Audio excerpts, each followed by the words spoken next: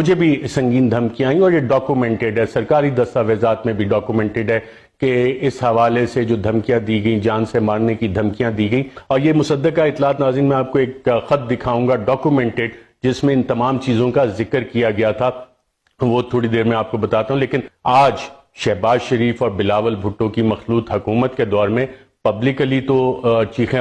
صحافیوں پہ ظلم نہیں ہو رہا، جو چیخیں پبلکلی سنی جاتی تھیں وہ ان عقوبت خانوں سے وہ چیخیں آتی ہیں جب ٹارچر کیا جاتا ہے، اور یہ آج کے دور میں ہو رہا ہے۔ اس بلاول بھٹو کی سندھ حکومت میں بھی یہ کام ہوا جو کہ ہیومن رائٹس کمیٹی میں ماضی میں تو بڑی صحافیوں کے خلاف ایکشن لیتے تھے، لیکن آج بالکل خاموش ہیں اس ظلم اور زیادتی میں، شاید شریک جرم ہوں گے، اور انہیں سب چیزوں کا پتہ ہے کہ یہ کیا ہو رہا ہے کہ نوجوان صحافی جمیل فاروقی، ان کو جس طرح سے گرفتار کیا گیا اور انہیں تشدد کا نشانہ بنایا گیا، انہیں برہنہ کر کے تشدد کا نشانہ بنایا گیا، ان کے جسم پہ یہ نشانات موجود تھے جب وہ باہر آئے اور اسلام آباد انہیں ٹرانسپورٹ کیا جا رہا تھا۔ اور اس کا قصور کیا ہے جمیل فاروقی کا؟ جمیل فاروقی کا ناظرین قصور یہ ہے کہ وہ عام پاکستانی کی بات کرتا ہے، عام پاکستانی کے حقوق کی بات کرتا ہے، وہ سوال کرتا ہے، ایک عام پاکستانی کی طرح سوال کرتا ہے ان طاقتور حلقوں سے جو کہتے ہیں کہ جناب ہم تو کسی قانون کے تحت نہیں آتے، ہمارے بارے میں اگر تم سوال کرو گے، آواز اٹھاؤ گے تو تمہیں نشان عبرت بنا دیا جائے گا۔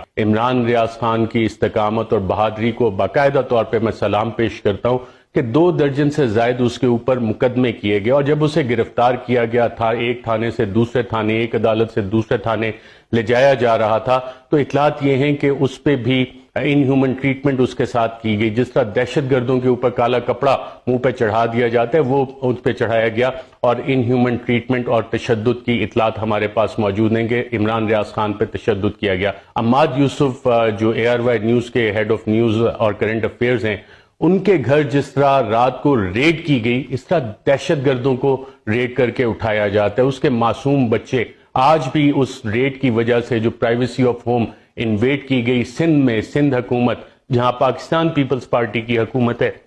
بلاول بھٹو زرداری کی پیپلز پارٹی کی حکومت ہے، وہاں سے عماد یوسف کو رات کو اٹھایا گیا، مڈ نائٹ ریڈ کر کے اٹھایا گیا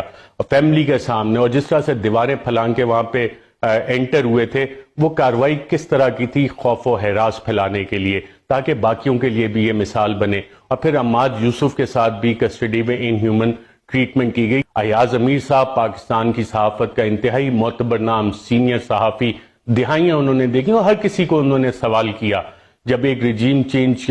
کے حوالے سے انہوں نے بات کی اور ایک سیمینار میں شرکت کی جس میں عمران خان بھی موجود تھے، تو انہوں نے کافی ساری ایسے باتیں کیں کہ جس سے چند طاقتور حلقے انتہائی شدید برہم ہوئے، اور اس کے اگلے روز ہی جب وہ ٹی وی پروگرام اپنا ختم کر کے دنیا ٹی وی سے جا رہے تھے تو ان پہ حملہ کیا گیا، سمیع ابراہیم صاحب پہ حملہ کیا گیا، اور سمیع ابراہیم کے حوالے سے آج بھی چند لوگوں کی خواہش ہے کہ انہیں ابھی تک سبق نہیں آیا، مزید سبق سکھانا ہے۔ صابر شاکر کو ملک چھوڑنا پڑا، سنگین دھمکیاں انہیں دی، مجھے بھی سنگین دھمکیاں آئیں، اور یہ ڈاکومنٹڈ ہے، سرکاری دستاویزات میں بھی ڈاکومنٹڈ ہے کہ اس حوالے سے جو دھمکیاں دی گئیں، جان سے مارنے کی دھمکیاں دی گئیں، اس حد تک یہ لوگ کاروائیاں کر رہے ہیں، اور قصور کیا ہے؟ صرف بولتے ہیں۔ خاور گھمن جو ARY کے بیورو چیف ہیں اسلام آباد کے، ان کے اوپر بھی مقدمہ کر دیا گیا۔